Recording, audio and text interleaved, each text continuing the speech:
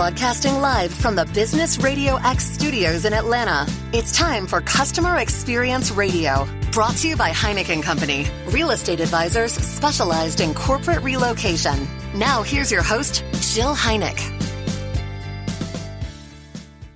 Well, good morning, everyone. Welcome to Customer Experience Radio.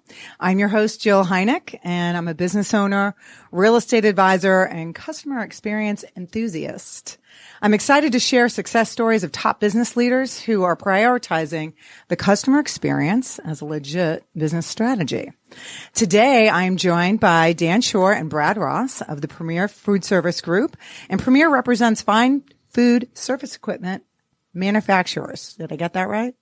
Manufacturers reps. Yes. Manufacturers reps. And well, what I love about your company, from what I've been researching, is, it's about food. And I love food. So let's talk a little bit about, give us a little bit of background and what led you here. So Dan, why don't we start with you?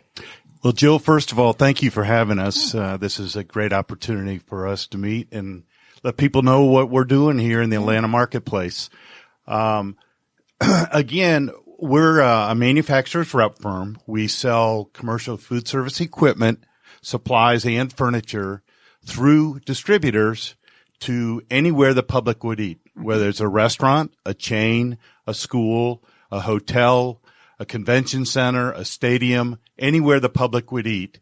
And Brad will fill you in here in a minute. He comes to us on the front of the house, being the smallwares and the furniture part of the equation, where I've been more involved in the heavy equipment, being cooking equipment, hoods, serving lines, stainless steel fabrication, grab-and-go cases you would see at the airport.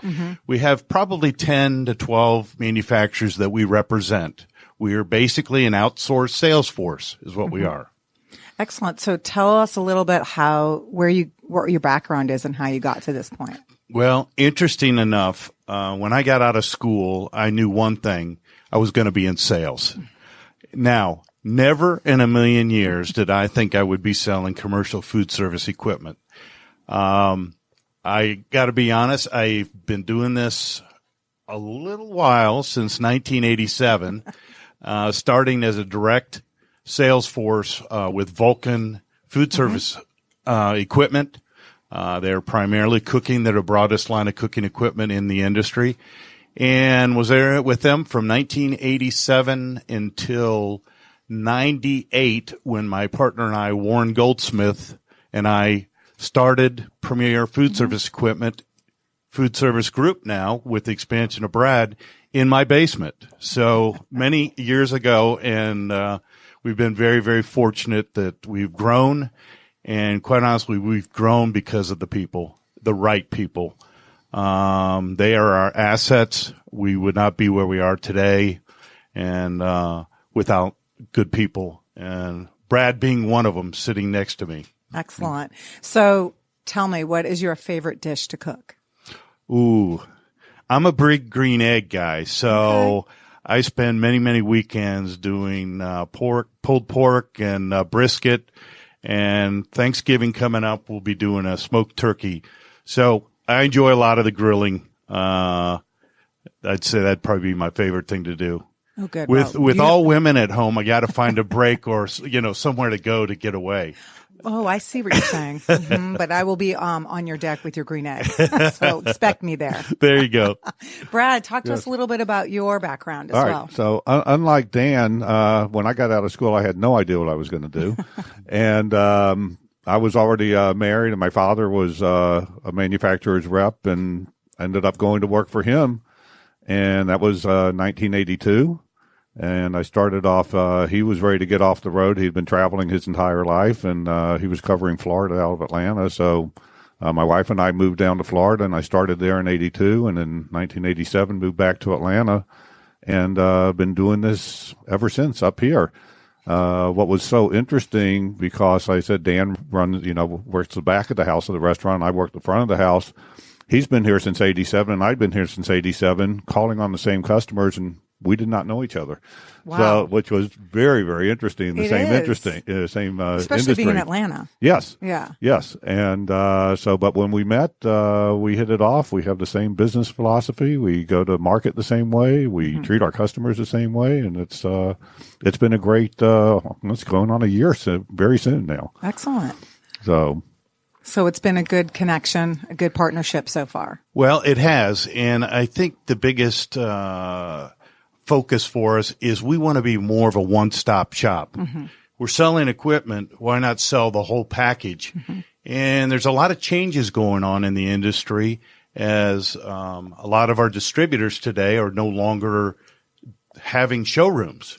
A lot of that's driven, just like every other industry, e-commerce is driving a lot of the changes, and the justification for showrooms is becoming more and more difficult to justify that expense. So we're doing more and more of displaying the products at our place of business. We've got So now the opposite is happening, where if you have a brick and mortar test kitchen or, warehouse where the stuff is actually there, it could help you stand out from your competitors. There is no question. And this is an area that we continue to expand.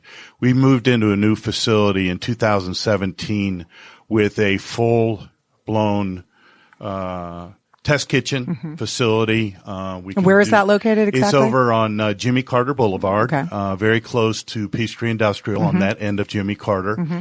And we encourage all of our customers, chefs, operators, if they are looking for a new piece of equipment, new smallware package for the opening up their new restaurant, we would love to have you over and bring your product and cook on our equipment and see if there's something unique that's come out in the market that you may not have seen before that could help the efficiency of your operation.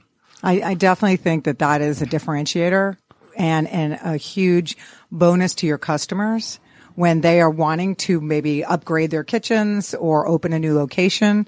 Now they can just come straight to you before they even order, right? And can they test out things before they order? Jill, that is correct. I think a lot of the chefs, matter of fact, we had one visit yesterday. They're opening a restaurant in February or March, and they've purchased 2 very large wood-burning rotary pizza ovens from Marforni, and he doesn't have a place to test the new recipes. He comes to our place. He's been there 6 or 7 times with his crew to utilize our equipment. So not only are we helping him with his recipes, we're also gaining a customer for life by having this experience for them. That's fantastic. So, Jill, one of the negative aspects of the whole internet era of selling restaurant equipment and furniture and supplies is it's just led to a bottomless price point. And everybody just shops on price. And when you go on the internet, you look at pictures and it all looks exactly the same. So you choose the cheapest one. And there are tremendous differences in everything from the equipment, the way that it's constructed, the furniture, the way that it's built, the inner workings of it, and even when it comes down to the smallwares, the weight of the metal, the quality of the metal, the types of welds that are on there, makes a huge difference. And that's one of the reasons why we want to expand our showroom and have a place where people can actually come and pick up and feel and touch the merchandise before purchasing it. I can't imagine being a chef and ordering my stuff online without, you watch all the shows on the Food Network, et cetera. They really pay attention to how heavy a pan is or, what utensils they're using. So how you can just bulk order online at the bottom of the barrel pricing is beyond me, especially if you're trying to deliver a great product to, the end user, me eating. Right. So, I think that there's a lot to be said for that. Yeah. Unfortunately, that's where it's gone, in the industry. And we're trying to figure out a way to break away from that. Right. So that we can, get the customers, back to buying something that's actually going to work for them. One of the things is it's a commercial restaurant. It's a commercial facility and it takes a lot of abuse. The product, the equipment, the furniture takes a lot of abuse. The smallwares that they're using. And if they're just buying the cheapest thing, it's not going to last. Right. And it really affects the quality of the food product, right, and the atmosphere or the environment that the customer feels when they come in and sit down in a restaurant and eat. Right. Well, if you have a disgruntled kitchen staff because they're using poor quality equipment to make the food and deliver the food, then it's felt on the front end of the house. That's exactly right. After they come in and they sit down in a booth, that's very uncomfortable. That affects the way they feel. Or if you're serving a $50 steak and you're using a very, very cheap steak knife that just tears the meat, that's going to affect the quality of the experience. Absolutely. This is fascinating to me. Well, as Brad mentioned, Jill, I think he brings up a good point. The industry is changing, and we want to bring value to the chefs and operators of Metro Atlanta. You've got a lot of very well-known chefs that have chefs in the wings that are young, up and coming, and one day they will have their own restaurants in some form or fashion. We want to help educate and be a resource by showing our products. You're right. People still want to kick the tires before you make a major, investment purchase of your equipment. And you want the right equipment and the right smallwares and the right china.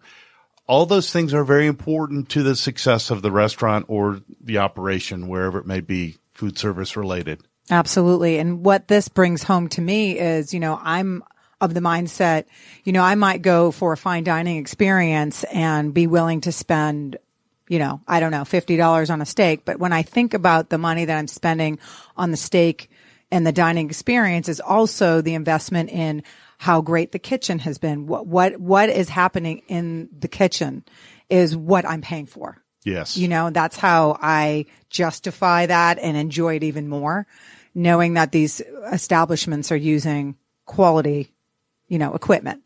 And so I'm just sharing that with the rest of Atlanta. That is why you should, be patrons of these restaurants, because, they are investing in the equipment to deliver a great experience. Absolutely. And great products. Absolutely. Yeah. I think to digress a little bit back to where our industry is going, I want to share to the listeners, especially those of individuals, youth that's coming out of college today, that there is a tremendous opportunity in our industry.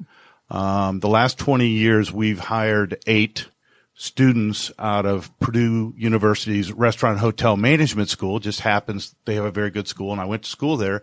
It doesn't have to be Purdue. It could be anywhere. If there's an interest in sales and an interest in food service, whether it's a dealer, whether it's a rep, whether it's a manufacturer, there's a huge opportunity in our industry, and we encourage anybody that's looking for sales and wants to get involved in selling equipment or supplies. We have a lot of our competitors, a lot of contacts after 30 years from both of us that we could put you in contact with. You're our future in this industry, and we need more youth in our business. Just wanted to share that. That's an area that we're really trying to focus. Again, our assets are our people. Right. We want young, aggressive people. Brad and I won't be here forever. So we want to get the right people in the right spot for the long haul. What I love about that is that also is maybe an aspiring chef. I mean, you start learning what the equipment is before you can actually get into the kitchen, right? Could be a great pathway to getting into a kitchen, but understanding the equipment. I mean, if you're watching Gordon Ramsay at all, I mean, he's schooling everybody on what's happening in the kitchen, before they're chopping things up. Correct. They're understanding what they're working on. So I think that's a fabulous point to bring out to our listeners. I appreciate that. Did you have anything to add to that? Well, so Joe, going back to what you were saying about, a fine dining restaurant and the experience and the quality of what's going back in the kitchen, the quality of the food. But the other thing is when you're going to a higher end restaurant and chains and whatever, they take food safety very, very seriously. And that's become a very, very big issue. Different allergies that are out there, they can make changes to their recipe to avoid maybe peanuts or shellfish or that type of thing. And on the food safety side, one of the lines that we represent is Comark, and they've come out with some very, very interesting temperature thermometers that will monitor the food from the time the customer receives the product, the restaurant receives it from the distributor, through holding it in the refrigeration or freezer, cooking and serving line, and it automatically will record the temperatures and the date and the time. And a better restaurant, in fact, all restaurants should be monitoring the temperatures throughout, so that we, obviously don't want to make anybody sick. Right. And you have some level of expectation as a customer when you're coming in that your food's going to be monitored like that. Yes. You have that expectation, but particularly in a higher end, restaurant. But, I go in there with just a mindset that if not, then it will be corrected. But they would have to have the right staff and the right equipment and the right staff to know, that knows how to use the equipment in order to correct this, right? Training is a very, very big part of running or having a well-run restaurant. Right. So talk to us a little bit more about, from a food safety perspective, what other, outside of, fine dining establishments, what other kinds of companies are you working with that are focused on that? Okay, well, so one of the other things that I was thinking about, another line we represent is called Dynamic, and they manufacture salad spinners.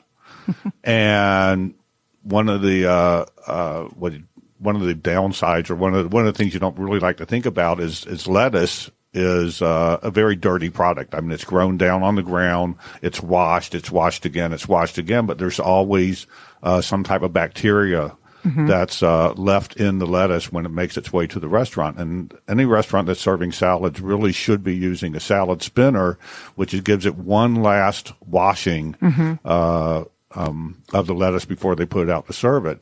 And if they don't dry it properly, the lettuce is going to wilt, and it's not going to be very good in the salad. It's going to cost the restaurant more in lost food product.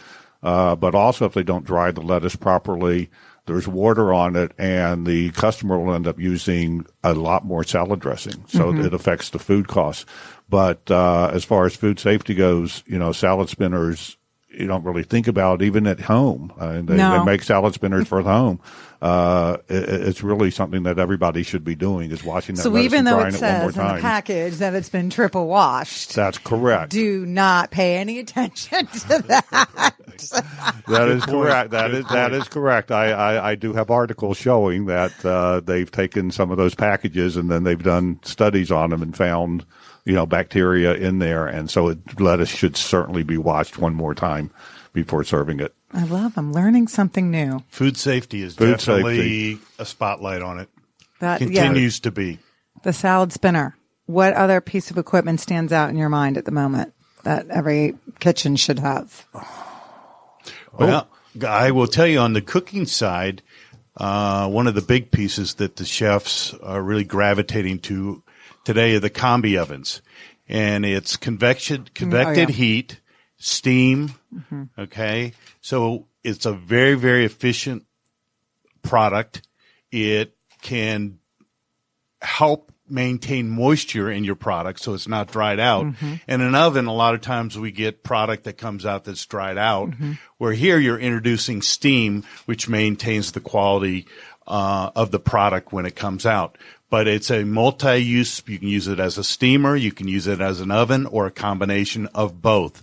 But that's probably the most popular new technology in the last 10 to 15 years that has been big in Europe and is now growing substantially in the United States. So how are you letting your current clients know about this product, and are they switching out? Well, we do a tremendous amount of business with K-12, kindergarten through 12 food service schools from elementary to middle to high school and colleges.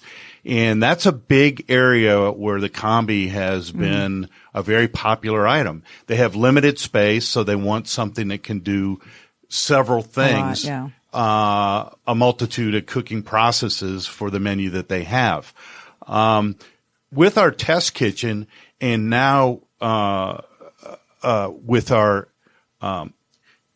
we've hired an individual for our social media, which is she's making us look fantastic and growing our exposure to our customers. She's been pushing the combi oven and other products with doing interviews with chefs and operators who are utilizing our equipment today, and also letting them know that we have this beautiful test kitchen. As if they're expanding their menu, they want to look at a new piece of equipment, come on over to Jimmy Carter. We've got a beautiful test kitchen that you're welcome to use. How big is the kitchen? Well, we have a 25-foot hood, and we have every piece of cooking equipment that you can imagine. If it's not there, we can pull the one piece out and put another piece in. We have about 8,000 square feet facility. The kitchen part of it's probably 4,000 square feet, about half of it. And we also have our offices there. And Brad has displays of all his goods there also. Correct, and we do have a salad spinner. That's important. Yes. So one of the other things you're talking about, new technology that we just started representing another line, Victorinox Swiss Army knives, which everybody is probably very familiar with. And they purchased a company called Epicurean. And Epicurean makes a wood composite cutting board. And everybody's using cutting boards. What people don't realize is that cutting boards also harbor bacteria if you don't clean them properly. And the ones that are out there, a wood board, there's wood cutting boards and there's been plastic cutting boards out there. The wood cutting boards can't go in the dishwasher. They will, when you cut into and you get a groove in them, the food will stay down in there, very difficult to clean. The plastic cutting boards, also the same thing. It's made out of plastic called polyethylene, and it will close back up. So if you get a groove in there and you get food down in there and you don't clean it properly, the plastic will actually close back up over the food. And so Epicurean has come out with a new product that's a paper composite, and it is very, very soft on the knives. It doesn't dull the knife blades, and you will mar it up a little bit. You will get some very, very tiny grooves in it, but you just wipe it down. You take a little sandpaper, you sand it down, it comes back to a smooth surface again, but then you can run it through the dishwasher. So it's huge. At the end of every day, they can run it in the dishwasher, they can sanitize it. So it's a wood paper composite product, but it's waterproof. And it is NSF approved, and in our industry, NSF is a very big issue. That stands for National Sanitation Foundation, and they have certain guidelines that they require for certain products. Different products have different guidelines in order to receive that NSF listing. Well, that's very interesting to be able to have a cutting board run through a dishwasher. Well, I mean, again, the plastic ones will go through the dishwasher, but they don't. They trap the food, and they don't really get clean. I think everybody can relate to that at home when they use the white cutting board. Yeah. And you've scrubbed on it, you put it through the dishwasher, and you pull it out to use it, and you're going, wait a minute, still looks dirty. Yeah. Okay. Well, it's cleaned, but that's. It's called throw it away. Yeah, throw it away time. Exactly right. So I mean, these are the issues and the things that we deal with on a macro level, right? To make sure that the restaurateurs and our distributors are fully educated on what is best for the restaurants. And I said it's a fairly new product. They actually do make retail versions of it, so you can go to Williamson-Sonoma probably or somewhere and and pick one up for your home. So how many chefs can be in the test kitchen using the equipment at once? We could have a team of 5 in there at one time. We also have a full bar area with bar equipment that we represent, that we have a lot of interest in. We had a customer in yesterday taking a look at it. It's unique in the fact that it's the pieces of stainless steel bar equipment is cantilevered, so there's no legs on the floor in areas where there's a lot of water, right. and we've all been into bars where it's very difficult to keep them clean. Right. But by cantilevering the piece of equipment, there's no legs below, right. Which is a very, very popular and growing area. I think, we could go on and on about the different products that help solve different problems. The bottom line is there's a lot of new stuff. This industry is changing. We want to, as Premier Food Service, we want to be a resource to help you make good decisions on your purchases, to help the efficiency and the quality of the product in the end, Jill, like you said earlier, that you're serving your customers. People come in, it better be good the first time, because if it's not good the first time, they won't be coming back. People are very, very finicky. Right. They're going online. Right. And saying something about that. Exactly. Right? That is so true. So we want to thwart that and make sure that the experience that they have the first time is the best one. Boy, is that so true. Look out if you have a bad experience. Don't look on Yelp. Yeah. Exactly. Well, Brad, we did not get your favorite dish to cook. We need to know. My favorite dish to cook would probably be reservations at the restaurant, because I want to support the industry that I'm in. See, that's my mindset. I make a damn good reservation. Oh, that's good. But no, like Dan, I work the grill out back, and I help clean up. So what's happening for Thanksgiving? Actually, we are just placed the order with Publix. Oh, Lord. So you're going in the total opposite direction on that. We're working on Brad on this cooking side. Well, why don't you each share a wow experience that you've recently had, either with a client's company or just a company in general that you've recently come into contact with that you really were impressed by your experience with them?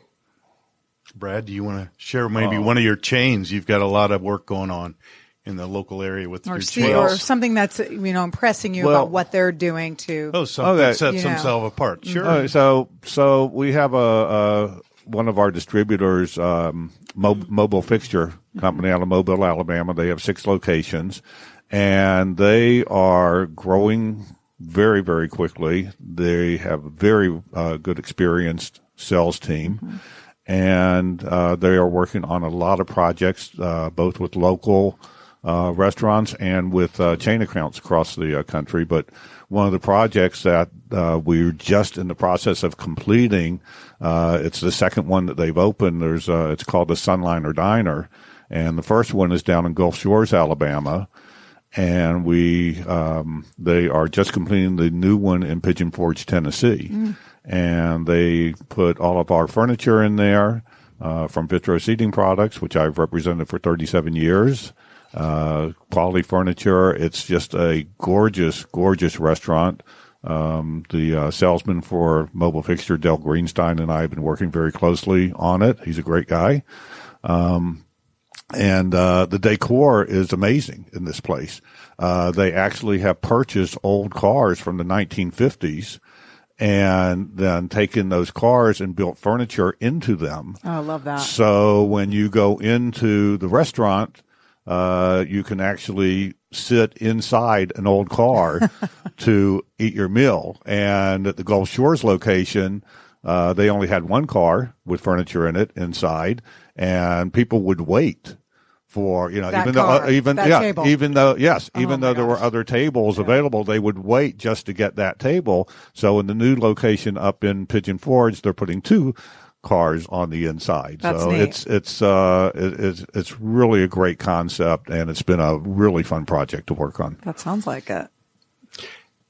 I think of the many projects, it's so diversified because we work with all different segments, from schools to healthcare to chains. But one in particular, we spend a tremendous amount of time with Georgia School Food Service. And and the same in all 5 states that we cover, Georgia, Alabama, Tennessee, North and South Carolina. School food service is important, and it's changing. Okay. The food service directors are looking for ways to produce healthy, but food that the kids want to eat. And one of the things that's been happening in the last 10 years, and it seems like each school system or each county is trying to outdo each other, is presenting an experience for the kids, just like Brad was mentioning the cars. These serving lines and the areas where the kids are eating have become a experience when they come there. And the design of the service counters, they have different, almost like a food court at the mall, which all of our kids, that's where they hang out. So that's an experience that we're repeating in school food service to help participation, and it is working. So we've had some very creative projects that our team has worked on regarding school food service in Georgia specifically. So I love that. Any particular recent initiatives or wins that you're excited about sharing with our listeners? That is there something that you've been working on for a long time that it's come to fruition? I know we just talked about this project. Anything else on the horizon that you want to talk about regarding a new client coming on board? Or I do have a project, a custom project I'm working on with the chain account that's based here in Atlanta, but there's a non-disclosure agreement, so well, I that's not can't helping really us, Brad. talk to you about that. Okay, not like that one, Dan. I know there's got to be something. But we could talk. I just wanted to also just make sure that our listeners know, again, where your test kitchen is. If you just toss out the address. Yeah, it's 6725 Jimmy Carter Boulevard, and we're in Suite E. Very easy, just outside the perimeter. Very easy to get to. Please contact us. We're happy to help you in any way. We want to be a resource to you on your equipment, supplies, and furniture. You're looking to expand your menu or looking to build a new restaurant, we can help. And if we don't have it, we've both been doing this a long, long time. We know where to get it. We know a lot of people in the industry. I'm intrigued, from the fact when I got here in 1988, the population was 2.3 million. Today, as we're coming on 2020, we are now at 5.3 million. Food service is not slowing down. No. More and more restaurants, more and more people with both husband and wife working or eating out, and that will continue. And there's always new trends. Sky Estroff is here in the room with us, and she's doing a lot of social media, as I mentioned earlier, and tracking all the new concepts and is out interviewing and talking to operators and chefs who are utilizing our equipment. So we've got plenty of references if you're looking for a new piece of equipment or getting some ideas from other successful restaurateurs in the metro area. We're here to help. We want to be a resource. We want to see you successful. Your success is our success. Would you come into a kitchen and evaluate what's there and help make other, maybe improved decisions? Absolutely. Okay. We do a lot of that. We work with our distributors. We work on our own to go to a lot of the major hospitals, the chains, to promote the latest and greatest products that are available that customers may not be aware of. But somebody who's been in business 10 years, they get to a point where they need to replace their equipment. Right. So we will come in and do a full evaluation. We'll usually give them a good, better, best budget, okay, and help them figure out which distributor they're going to buy from. But we will help them from the front end to make that, get them headed in the right direction. Then they can go to the distributor and say, hey, Premier showed us this piece of equipment. This is what I want. And complete the transaction, and we'll help them from the beginning to the end. But we do a lot of that. I love that as a, added value. Right? Absolutely. And so last question, where should I go eat lunch? Ooh. We got to be careful. We don't favor one over the other, right? No, but I mean, that's today, correct. Wednesday, November 20th, where should I eat lunch today? Ooh. I tell you, there are a lot of good restaurants that up in Halcyon that just open up on 141. Okay. Excuse me. That's McFarland. Let me correct myself. McFarland. That's McFarland Road. We've done a tremendous amount of business up there with several restaurants. From the new Cherry Brewing is going on. Gus's is up there, correct? The dumpling folks. Goose. That's right. Goose. There you go. I had to have the millennial correct the old man. Excellent. Well, thanks for that. Brad, do you have a suggestion? No, I'll just go home and cook out on the grill. Well, gentlemen, thank you so much for spending your morning with me. We really appreciate it. And thanks again to everyone watching and listening for tuning in to Customer Experience Radio.